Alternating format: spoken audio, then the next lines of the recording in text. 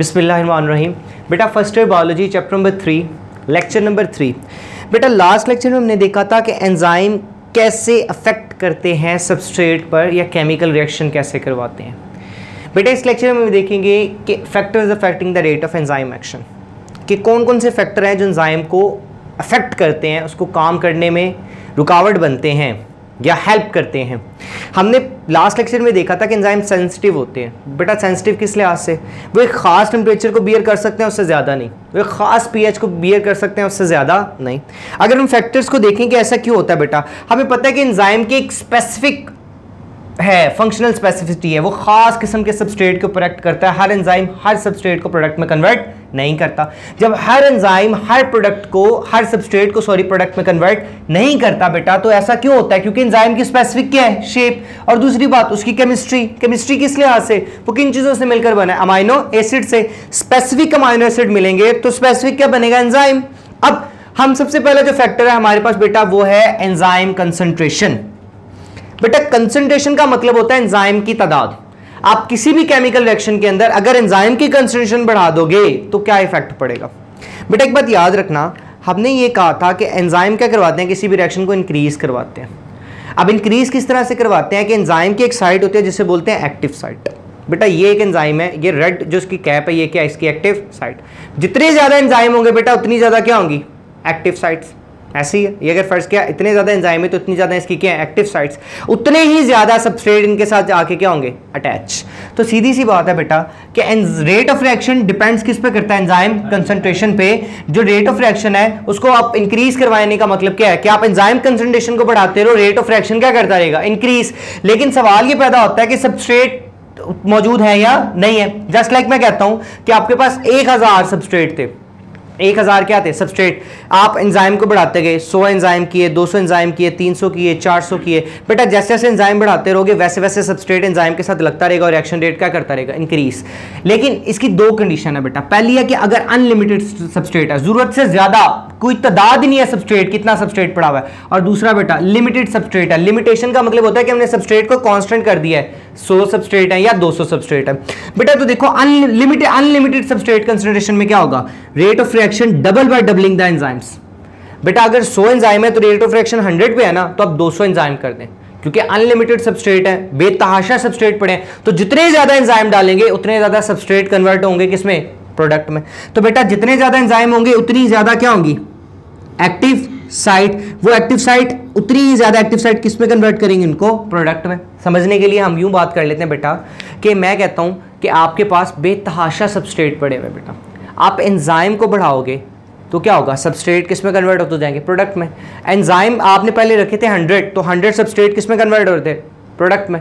अब एंजाइम को आपने क्या कर दिया? डबल, 200। तो एंजाइम बढ़ाने से 200 ही सबस्ट्रेट किस में जाएंगे? प्रोडक्ट में।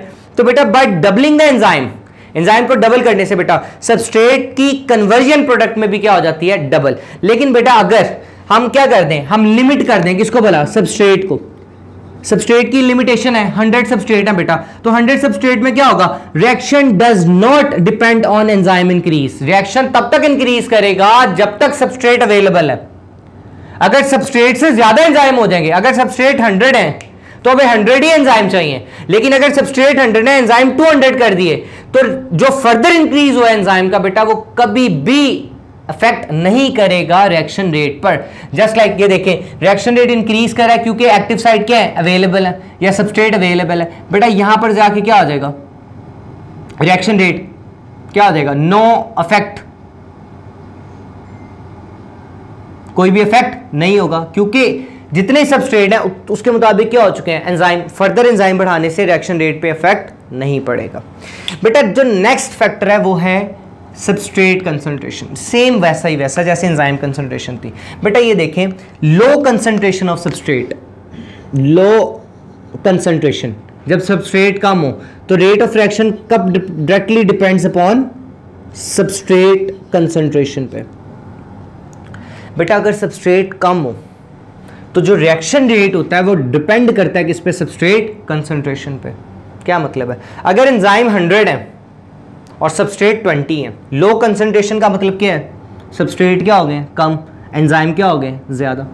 तो जितने हम सबस्ट्रेट बढ़ाएंगे उतने एंजाइम सबस्ट्रेट को किस में कन्वर्ट करेंगे, प्रोडक्ट में। यहाँ पर क्या था, हमारे पास एंजाइम अगर ज़्यादा हो जाए तो यहाँ पर क्या बेटा, सबस्ट्रेट कम है और एंजाइम क्या है, ज़्यादा। मैं जस्ट लाइक एग्जांपल के तौर पे कह देता हूँ बेटा कि अगर सबस्ट्रेट क्या हो, अगर क्या हो सबस्ट्रेट 20 और जो एंजाइम है वो कितने हो जाएं 100, तो बेटा अभी भी 80 आपके पास क्या है, एक्टिव साइट मौजूद हैं, क्योंकि 20 सबस्ट्रेट उस तरह लगे।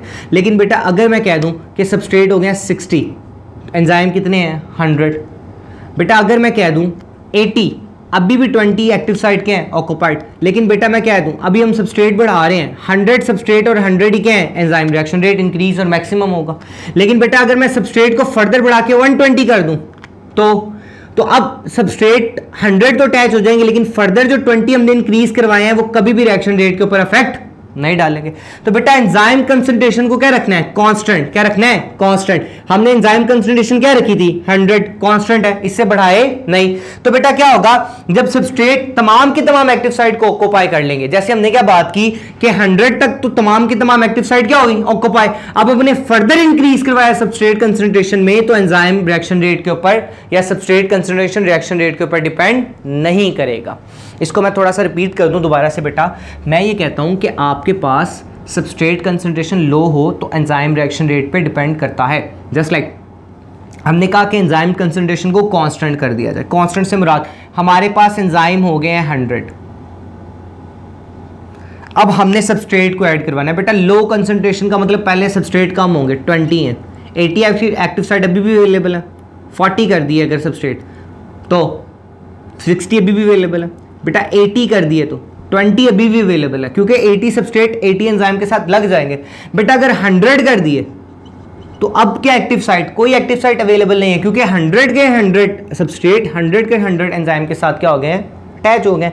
तमाम की तमाम एक्टिव साइट एंजाइम की क्या हो गई हैं, ऑक्यूपाई हो गई हैं। बेटा इसके बाद अगर हम सबस्ट्रेट को इंक्रीज करवाएंगे 120 पे ले जाएंगे बेटा, तो जो फर्दर हमने इंक्रीज करवाया है वो रिएक्शन रेट के ऊपर अफेक्ट नहीं करेगा। बेटा थर्ड जो हमारे पास मोस्ट इंपॉर्टेंट आपके पास इफेक्ट आता है वो आता है टेम्परेचर का। बेटा इंक्रीज इन टेम्परेचर, आप टेम्परेचर को इंक्रीज करवाओगे तो रिएक्शन रेट भी क्या करेगा, इंक्रीज करेगा।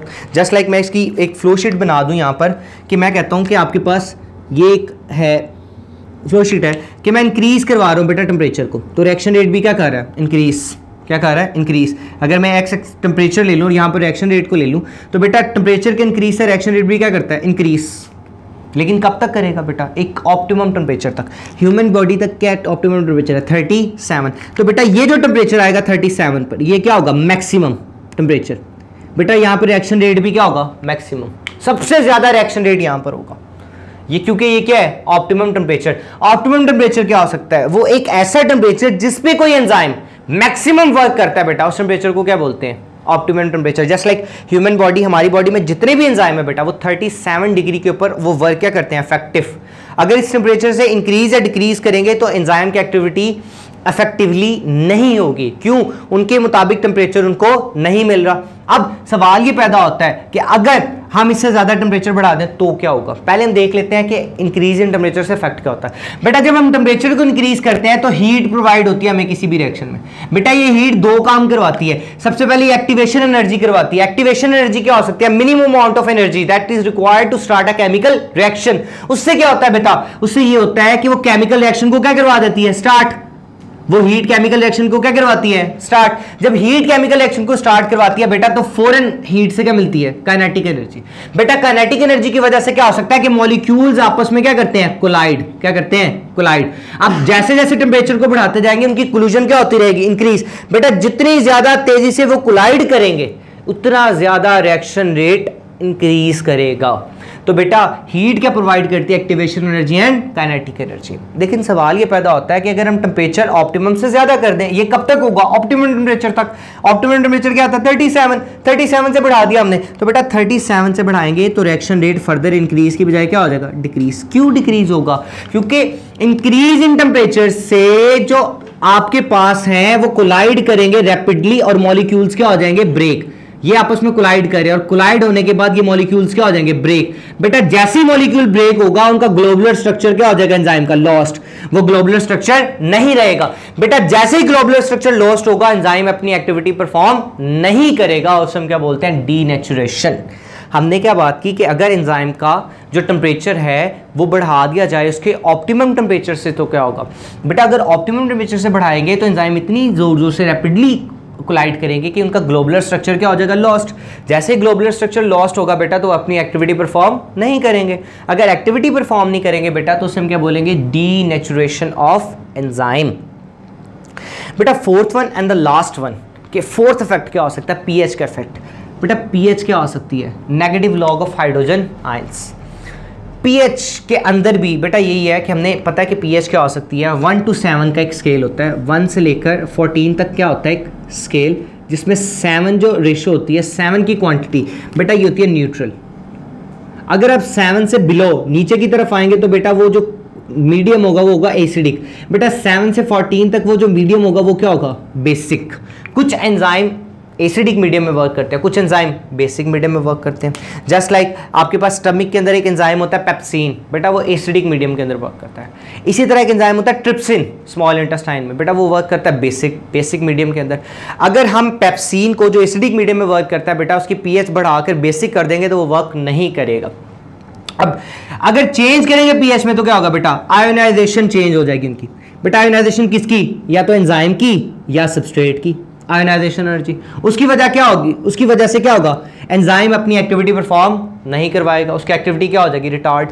एक्टिविटी रिटार्ड होने की वजह से क्या होगा बेटा, उनका बॉन्ड ब्रेक हो जाएगा आपस में, और बॉन्ड ब्रेक होने की वजह से क्या होगा, एंजाइम एक्टिविटी परफॉर्म नहीं करेगा। बेटा कुछ एग्जांपल दी है पीएच की, जैसे पेप्सिन मैंने अभी बताया उसकी पीएच कितनी होती है, 2.0 एसिडिक पीएच है। Sucrase 4.50, enterokinase 5.50। बेटा इस तरह स्लाइवरी अमाइलेस 6.80, कैटालेस 7.60, आर्जिनेस 9.0।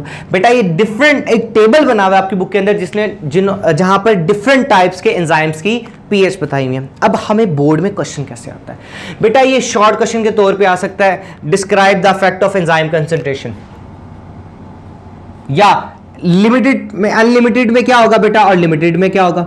इसी तरीके से इफेक्ट पूछा जा सकता है सबस्ट्रेट कंसंट्रेशन का शॉर्ट में। टेम्परेचर में बड़ा इंपॉर्टेंट क्वेश्चन है बेटा शॉर्ट क्वेश्चन के, ऑप्टिमम टेम्परेचर को डिफाइन कर दें बेटा, या आपके पास क्या हो सकता है, ऑप्टिमम पीएच को डिफाइन कर दें,